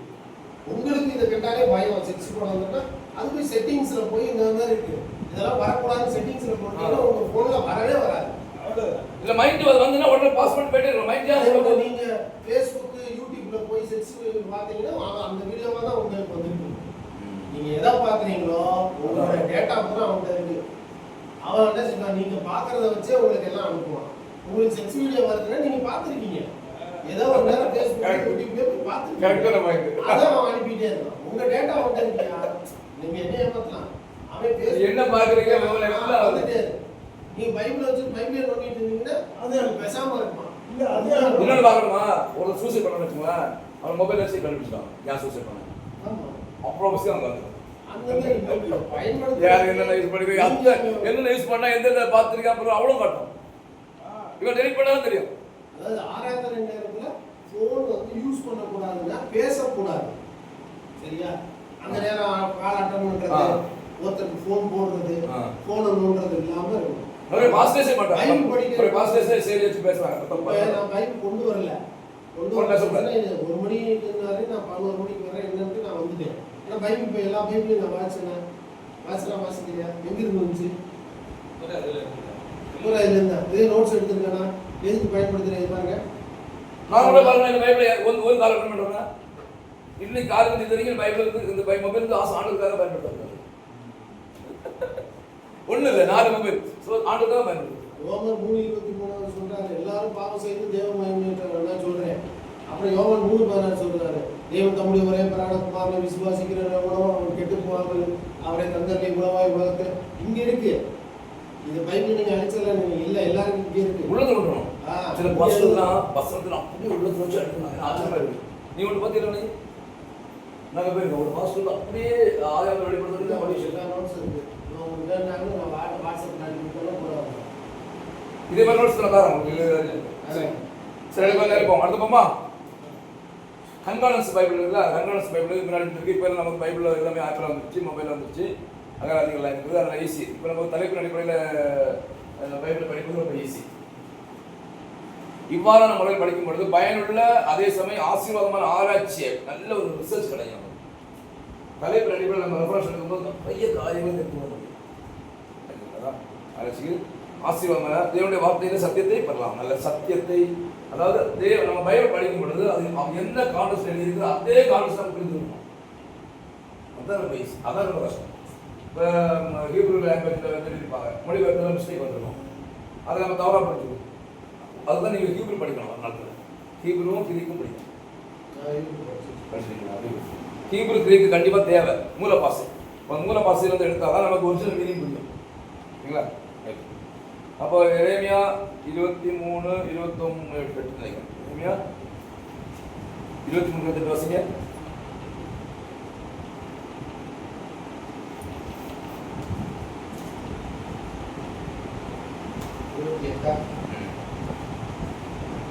சொப்பனம் கண்ட தீர்க்கதரிசி சொப்பனத்தை விவரிப்பானாக. என் வார்த்தை உள்ளோனோ என் வார்த்தையை உண்மையாய் சொல்வானாக. போதுமைக்கு முன் அதற்கு மாத்திரம் என்று 29 வாசிங்க. 29 வார்த்தை அக்னியை போலவும் கண்மலையை முதலும் சம்மட்டியை போலவும் இருக்கிறதாவோ என்று கர்த்தர் சொல்கிறார். அப்ப இங்க வந்து இந்த இடத்துல தேவனுடைய வார்த்தையை அக்னிக்கும் சம்மட்டியும் ஒப்பிட்டிருக்காரு. அப்ப நம்ம தேவனுடைய வார்த்தையை தலைப்படுத்தா இதையே எடுக்க வேண்டியதுதான். கண்டிப்பா நம்ம அக்னியே எடுத்தாகணும், சம்மட்டிக்கே எடுத்தாகணும். அப்படிதான் இருக்குன்னு சொல்லுவோம். சரிங்களா? நம்மளால வார்த்தை மட்டும்தான் எடுக்கலாம், வார்த்தை மட்டும்தான் கிடையாது. ஸோ அதுபோல நெருப்பு என்கிற வார்த்தை பாருங்களா, நெருப்பு. அப்போ பொதுவாக அக்னியானது அழிவு ஏற்படுத்துகிறது, அதே சமயம் சுத்திகரிக்கிற தன்மைகளை கொண்டுள்ளது. 2 காரியம் செய்தார். ஒன்று எரிக்குது, இன்னொன்று சுத்திகரிக்குது. 2 Corinthians 3:11 சொல்றாங்க. அவர்களுடைய வெளிப்பாடு வெளியாகும், நாலாவது அதை விளங்கப்படும், ஏனெனில் அது அக்கினியிலே வெளிப்படுத்தப்படும். அவனுடைய வேலைப்பாடு வெத்தமிருந்து அக்கினியானது பரிசோதிக்கும். அப்போ அக்கினி சொன்னா நம்ம வந்து எப்பவுமே நெகட்டிவ் எடுக்கக்கூடாது, பாசிட்டிவாக எடுக்கணும். அக்கினி நம்ம சுற்றி இருக்குது பார்த்தீங்களா, நம்ம போட்டால் ஈஸி எரிச்சு அதை சாம்பலாக்கி அந்த இடம் நம்ம இல்லைன்னா நம்ம கழுவி எத்தனை நாள் கழுவுறது. அதை ஏதாவது ஒரு அசிங்கமான ஒரு பொருளை கொண்டு போட்டோன்னா அது தீ போட்டு எரிச்சா ஈஸியாக சுற்றி இருக்குதுல்ல, அதான். ஸோ அக்னி போல சமட்டி போலனா அதே மாதிரி தேவனுடைய வசனம் நம்ம அக்னி போல சுத்திகரிக்கிறது. இன்னொன்று இருக்குது அக்னி எரிக்குதுன்னா நம்மளுடைய பாவ வாழ்க்கை, நம்முடைய பாரம்பரியம், பிசாசு கிரிகளை எல்லாம் எரிக்கும். நம்முடைய பாவத்தை எரிச்சு சாம்பல் ஆக்கி போடும். நல்ல சத்துடைய வல்லமே எரிக்கிறது. வார்த்தையோட வல்லமை இருக்கிறது. சரி, அடுத்தது அடுத்த வருஷம் செய்ய சங்கீதம் 119, 105. 119,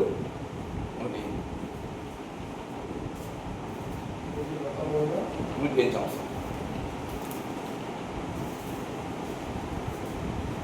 உங்களுடைய வசனம் காலத்து பாதை வச்சுதான் இருக்கும். இப்போ நம்ம முதல்ல பார்த்தோம் கர்த்தருடைய வார்த்தை எப்படி சம்மட்டிக்கு சொன்னாங்க, அக்கினி சொன்னாங்க. சம்மட்டி என்னச்சுது? சம்மட்டி என்ன பண்ணும்? காடா கடினமாக ஒரு இடத்தையும் வெட்டி அதை மிருதுவாக்கும். மண்வெட்டி ஹார்டா இருக்கிற இடத்த வெட்டி கலச்சி அதை மிருதுவாக்குதுல. இதே மாதிரி கர்த்தருடைய வசனமா நம்ம இருதயம் ஹார்டா இருக்கிற இதயத்தை தோண்டி அதை சாப்பிட்டாங்க. இப்படி இந்த மாதிரி கான்டெக்ஸ்ட் தான் நான் படிக்கலாம். இல்லை நம்ம வந்து திறந்து படிக்கலாம் பைபிளை. இப்போ உங்களுடைய கண்கள் வசனம் என் கால்கள் தீபமும் பாதை வெளிச்சமாக இருக்குது. இதோட அர்த்தம் என்ன? கர்த்தருடைய வார்த்தைகள் வெளிச்சம் போலது. இது வந்து ஒரு வெளிச்சம் எப்படி வந்து இருளை மறைக்குதோ அதே மாதிரி கர்த்தருடைய வார்த்தை வரும்போது இருளை அந்த அறியாமை என்ற இருளை மறைச்சிடும்.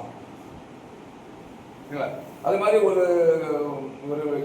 இருள் வந்து உங்களுடைய வசனம் வந்து இந்த புரிந்துள்ள வசனங்கள் இருக்குன்னா ஏசாயா 62 வாசிங்க, நம்ம புரியும். தேவனுடைய வார்த்தை வெளிச்சம் என்ன செய்யுது? வெளிச்சம் வந்து வரும்பொழுது இருள் மறைக்கும் போது அது மாதிரி வெளிச்சம் வந்து நமக்கு நடக்கிறது உதவி செய்யுது. நடக்க உதவி செய்தா லைட் அடிக்கணும், அப்படியே நடக்குது. அது மாதிரி கர்த்தருடைய வசனமும் நமக்கு நல்ல நடந்து போறதுக்கு நமக்கு உதவி செய்யுது.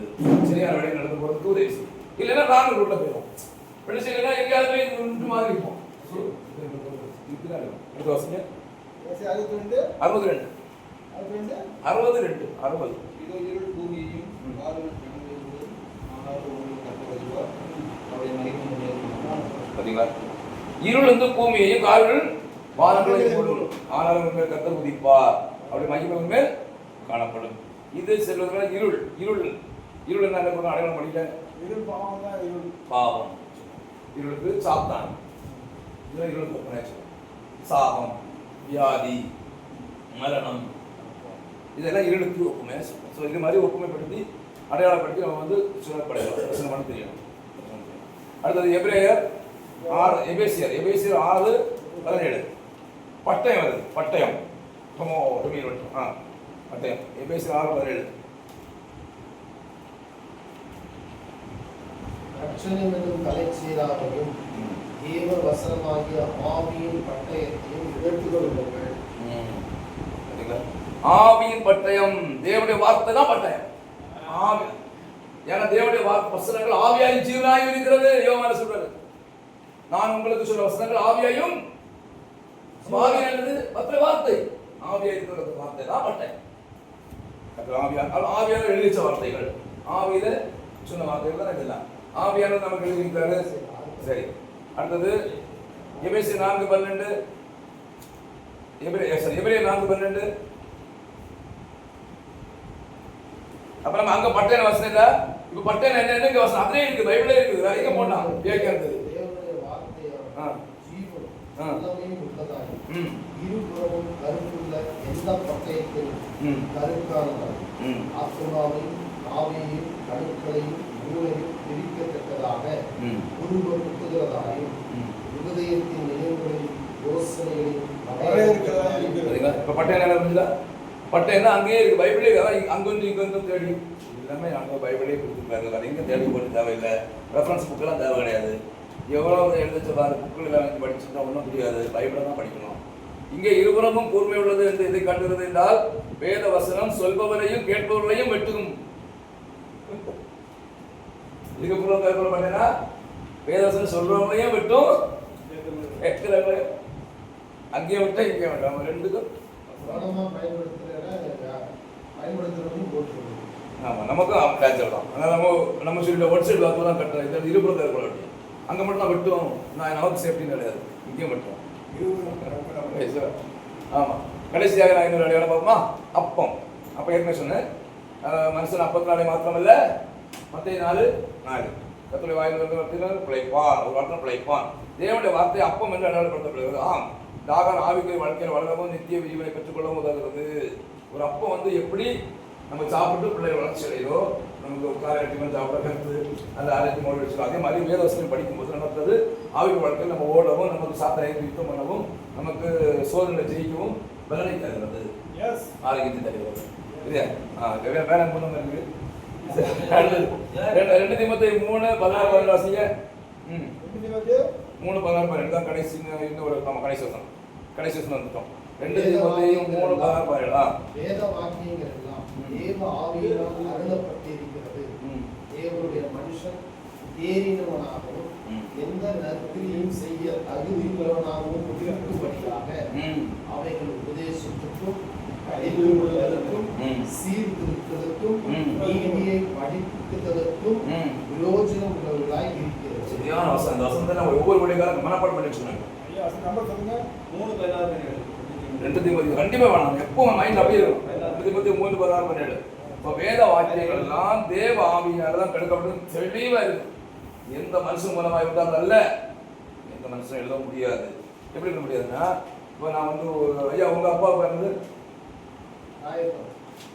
அவங்க அப்பா இருந்து தெரியல, இதே தெரியல, இதே தெரியல. எப்ப எப்படி பைபிள் எழுத முடியும்?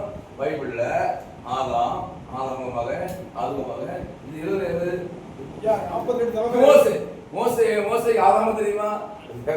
ஆதாம் இருந்து நம்ம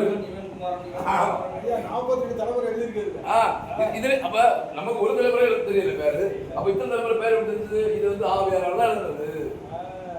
ஆவியான சொல்ல சொல்ல மோசம் எழுதிட்டே இருக்கும், ஆவியான சொல்ல சொல்ல கேட்டு எழுதிட்டே இருந்தாலே தவிர இது வந்து மனுஷன் எழுதுறது. உண்மை உண்மை என்பது நிறைய இருக்கு. மழை பெய்த உடனே வானல் வருதா? உண்மை, உலகம் அறிந்த உண்மை இதுதான். இதுல இருந்து மழை தேவையில்லை சொல்றான். மழை பெய்தா வானவில் வருதுன்னா மழை பெய்யாதுன்னு அர்த்தம். அது மாதிரி மேகம் அடிக்குதுன்னா மேகம் வருது, கருத்துன்னா மழை வருதுன்னு அர்த்தம். இப்போ கருத்து மேகம் கையோட மேகம் இருக்குதுன்னு பார்த்துச்சுன்னா நான் கிடையாது. இதெல்லாம் பைபிள்ல இருக்குது. ஆமா, அது மாதிரி பண்டசாலை காற்றை தமது கைப்பிடிக்கிறாங்க. காற்று வந்து எங்க வருது, எங்க திசை பிரிச்சு யாரும் தெரியும்? ஒன்றும் தெரியாது. கரண்ட் எங்க இருந்து எங்க போகுது தெரியுமா? கரண்ட் இதெல்லாமே வந்து பார்க்கும் பொழுது தெய்வம் இருக்கிறார். God is alive. சரியா? ஆம், தேவனுடைய ஊழியத்தில் எல்லா சத்தியங்களையும் நாம் குறித்த சரியான முழு அறிவு இருக்க வேண்டும். பிரியமானவர்களே, வேதத்தை நாம் அறிய வேண்டிய பிரகாரம் அறிந்து கொள்ள வேண்டும். சத்தியத்தை அறிவீர்கள், சத்தியம் விடுதலையாக்கும். சத்தியத்தை சத்தியமாக அறிய வேண்டும். அது எதுக்காக சொல்லப்பட்டிருக்கிறது, என்ன நோக்கத்துக்காக ஆண்டு அதே நோக்கத்தை நாம் புரிந்து கொள்ள வேண்டும் தவிர வேற விதமா நம்ம பைபிள் புரிந்து கொள்ளக்கூடாது என்கிறதுக்காக தான் பைபிள் ஸ்டடி. அப்ப இன்னைக்கு நம்ம ஏன் பைபிள் ஸ்டடி, இன்னைக்கு ஒவ்வொருவரும் அவன் தனக்கு இஷ்டம் போல பைபிளை பிரசங்கம் பண்ணிட்டு இருக்கான். அப்படி பண்ணாத, ஆவியாருடைய கான்டெஸ்ட்ல ஆவியார் என்ன கான்டெஸ்ட்ல வச்சிருக்காங்க அதே மெத்தட்ல டீச் பண்ணு. அதுக்காக அவங்களை கூப்பிட்டு வந்து ஆண்டவராக நினைச்சாரு எடுத்துட்டாரு. இதெல்லாம் நம்ம நினைச்சோம், நம்ம தலைமை பிரசங்கியார் பண்ணாரு அதே பாட்டுதான் நம்ம இல்லை, நம்ம தாத்தா பண்ணாரு பாட்டி பண்ணாரு இப்படிதான் போவே தவிர ஆண்டோடைய பரிசுத்தம் போக மாட்டோம். ஆண்டோடைய வழியில் ஆவியாரோடைய வழியில் வரணும். அடுத்த ஆள் சொன்ன பதினேழு உபதேசம் சொல்லி அதை ஃபாலோ பண்ணி போகக்கூடாது. மனுஷனுடைய கற்பனைகளை உபதேசங்களாக போதிக்கணும். ஐயோ, அப்படி மனுஷனுடைய கற்பனைகளை நம்ம உபதேசங்களாக போதிக்க கூடாது. நம்ம ஆண்டவருடைய அந்த வசனத்தை கரெக்ட வசனமா படித்து அந்த ஒரிஜினல் மீனி அது என்னதுக்கு ஆயிடுறாரு அதே கான்டெஸ்ட்டை மக்களுக்கு சொல்லணும். அப்படிப்பட்ட ஊழியக்காரர்கள் நமக்கு தேவை. கடைசி காலத்தில் வேணும். ஏன்னா வஞ்சிக்கிற ஆவிகளை இப்போ பேசுகிற நம்ம சொல்ல தவறுனா பிசாசு ஈஸியாக வஞ்சிட்டு போயிடும். சத்தியத்தை அறியாம நம்ம மக்களுக்கு சத்திய அறிவாய் ஒளிய புகட்டாம இருந்தா பிசாசு ஜனங்களை இருளுக்குள் நேரம் நடத்திவிடும், அந்தகார நேரம் நடத்திவிடும், கள்ளவரசு நேரம் நடத்திவிடும், பிசாசு வஞ்சித்துவிடும். அதனாலதான் பைபிள் சொல்லி கொடுக்குறாங்க கடைசி காலத்தில். ஏன்னா மக்களை வந்து இருக்கிறவங்க பாதுகாத்துவோம். ஏன்னா கூடுமானால் தெரிந்து கொள்ளப்பட்டவர்களை வஞ்சிக்கிறதுக்காக கூடுமானால் தெரிந்து கொள்ளப்பட்டவர்களை வஞ்சிப்பாங்க. ஐயா முக்கியமான தூக்குங்க, அதாவது தெரிந்து கொள்ளப்பட்டவங்க நினைச்சாங்க வஞ்சிப்பாங்க. தெரிந்து கொள்ளப்பட்டவங்க அசல் இருக்காங்க. அதெல்லாம் வசனம் சத்தியத்தை ஸ்ட்ராங்க, சத்தியத்தை ஸ்டடியாக நம்ம அசைக்கவே ஆண்டவர் சத்தியத்தில் உறுதியாக இருக்கும். சரியா? சத்தியத்தை விட்டு செவிசாக்கி காலம் வரும் இல்லை செவிசாரம். சரி, இப்போ எல்லாருமோ உங்களுக்கு கடைசி நேரம் 1/2 மணி நேரம் இருக்குது. இப்போ நம்ம மொபைல் எல்லாம் எடுத்துக்கோங்க.